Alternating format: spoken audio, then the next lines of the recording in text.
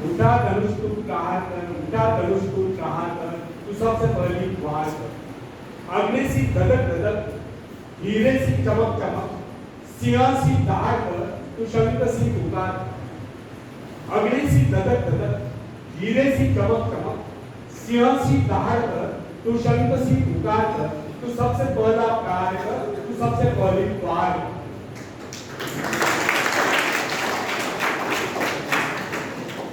रुकेन तू थकेन तू झुकेन तू थवेन तू, रुकेन तू थकेन तू झुकेन तू थवेन तू, तू सबसे पहला प्रहार कर, तू सबसे पहली वार कर।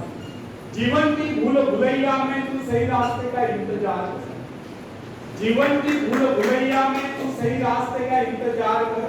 जीवन की इस लड़ाई में अपने मन के विचारों से प्रहार कर, तू सबसे पहला प्रहार कर, तू सबसे पहली वार कर।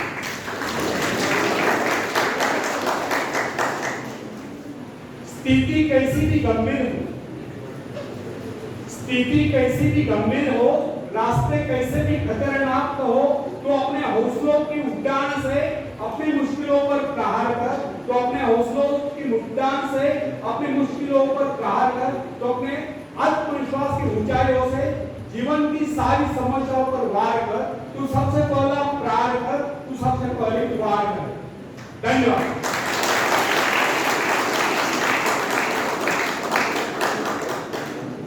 फ्रेंड्स, किसी भी व्यक्ति के जीवन में सबसे महत्वपूर्ण क्षण होता है जब व्यक्ति अपने आत्मा के स्वरूप को, अपने भीतर छिपी शक्तियों तथा गुणों को पहचान लेता है। कुछ लोग ऐसे भाग्यशाली होते हैं जो अपनी इन शक्तियों को, अपने आत्मा के स्वरूप को पहचान पाते हैं। शेष तो अपने जीवन की गाड़ी जैसे तैसे खींचते रहते हैं। इस संसार में सर्वाधिक कठिन कार्य अगर कोई है तो वह है अपने आप को पहचानना, अपने भीतरी शक्तियों को पहचानना, अपने आत्मा के स्वरूप को जानना। एक बड़ी पुरानी कहावत है, जब परमात्मा ने मनुष्य की रचना करके उसे जीवन यात्रा पर जाने के आदेश थे, तो वहां देवदूत आकर मनुष्य को सांत्वना देने लगा, संतोष प्रदान करने लगा। तब परमात्मा ने देवदूत को ऐसा करने से रोक दिया और बताया, यदि मनुष्य को संतोष प्रदान कर दिया गया तो उसे उसके जीवन में पग पग पर मिलने वाला उल्लास समाप्त हो जाएगा। और ये बात सच है। जब मनुष्य अपने आत्मनिरीक्षण कर लेता है तभी अपने को पहचान पाता है, और जब वो अपने को पहचान लेता है तब उसके भीतर दैवी शक्तियां उत्पन्न हो जाती है। तब उसके वह गुण जाग उठते हैं जो न जाने कब के सोए पड़े। इस संदर्भ में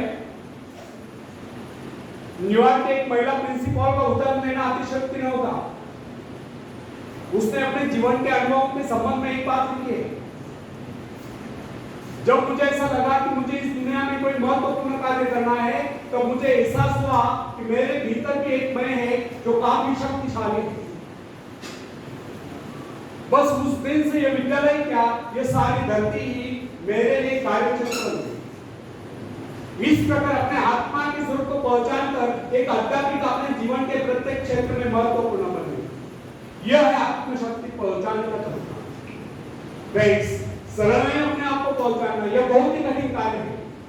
किसी व्यक्ति को उसके भीतरी शक्तियों से परिचित करा देना या उसे उसके भीतर छिपे विशाल एवं गौरवशाली स्वरूप का ज्ञान करा देना सबसे महत्वपूर्ण बात है। जब कोई व्यक्ति अपनी वास्तविकता से रूबरू हो जाता है, तब अपने आप को पहचान लेता है, तब उसके भीतर ऐसा परिवर्तन आता है जिसे देखकर दुनिया चकित हो जाती है।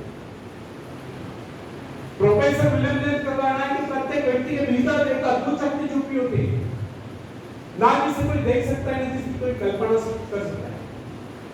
अगर कोई ऐसा साधन निकला है जिसके द्वारा मनुष्य अपने आंतरिक शक्तियों की तस्वीर खींच ले, वो अपनी शक्तियों को देखकर चकित होता है।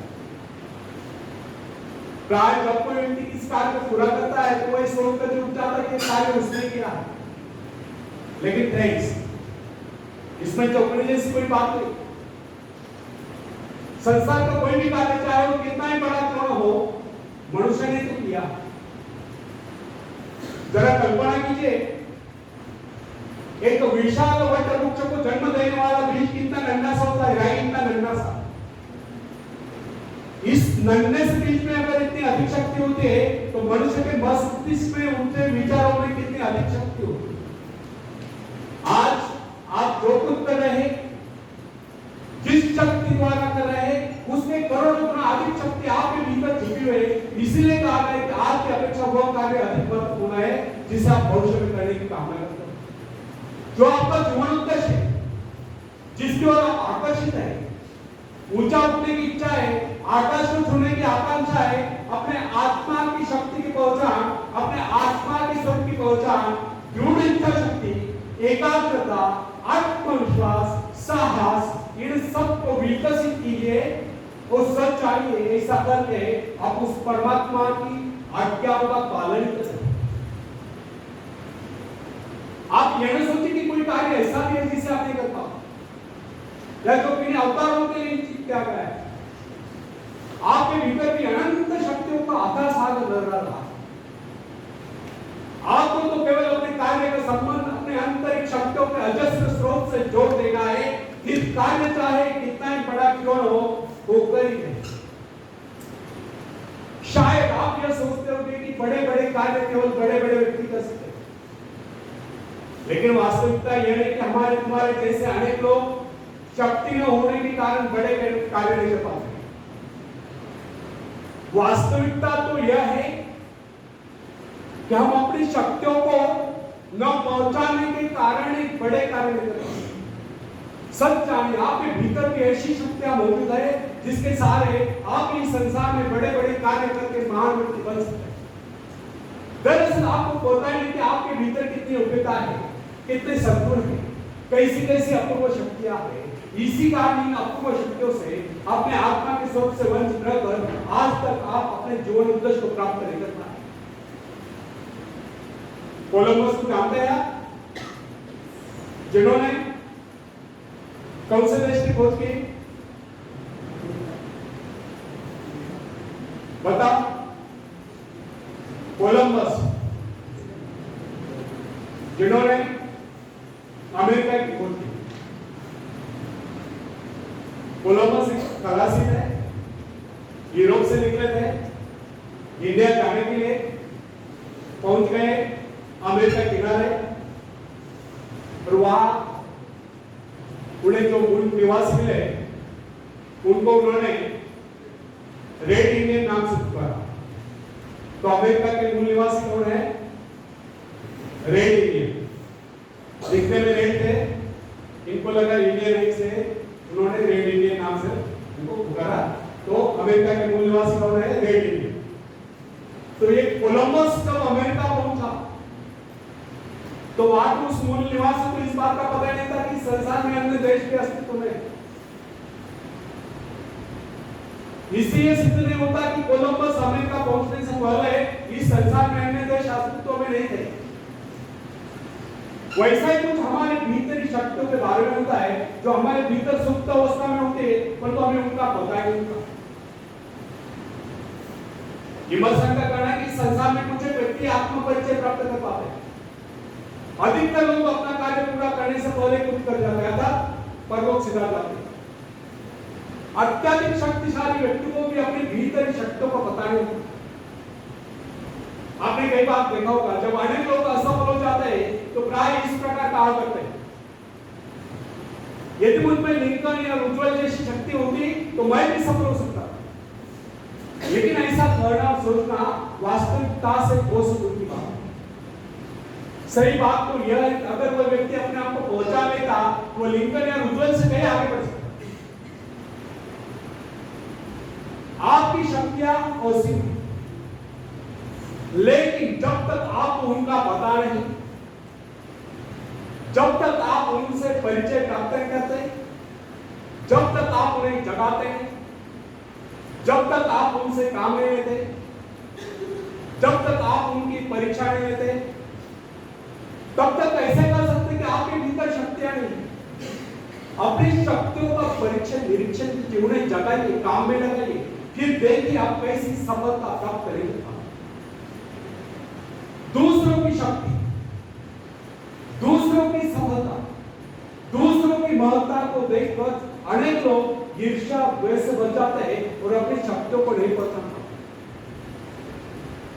होना यह चाहिए कि हमें दूसरों की सफलता की सराहना करनी चाहिए और स्वयं की सफलता प्राप्ति के लिए एकाग्रचित्त होकर अपने उद्देश्य को प्राप्त करें और सफल। चाणक्य ने कहा है, न दैव प्रमाण न कार्य सिद्धि।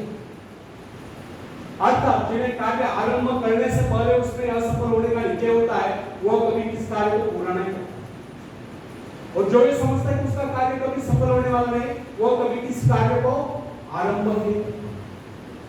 यह कथन लोगों के लिए अवश्य लागू होता है जो आशंकाओं से घिरे हो, जिन्हें अपनी भीतर शक्तियों का बोध ही नहीं होता। विमर्शन ने आत्मविश्वास नामक निबंध में एक उदाहरण दिया है। एक बार एक रास्ते के किनारे एक गटर के नाले से एक शराबी व्यक्ति को उठाकर एक राजकुमार के पास लाया। राजकुमार के आदेश के अनुसार उसे नाला धुलाकर एक बढ़िया वस्त्र पहनाकर राजकुमार के बिछाने पर सुला दिया जाता है। सुबह जब उसकी नींद खुलती है तो वहां के नौकर चाकर कर्मचारी उसके साथ ऐसा पेश आते हैं मानो वही राजकुमार। इसका परिणाम यह होता है कि शराबी व्यक्ति अपने आप को राजकुमार समझने लगता है। उसका व्यवहार भी राजकुमार के बाद शानदार होता है। इस उदाहरण से यह सिद्ध होता है कि मनुष्य भी अपने गौरवपूर्ण शानदार स्वरूप को भूलकर उस शराबी के भांति बावला हुआ घूमता रहता है।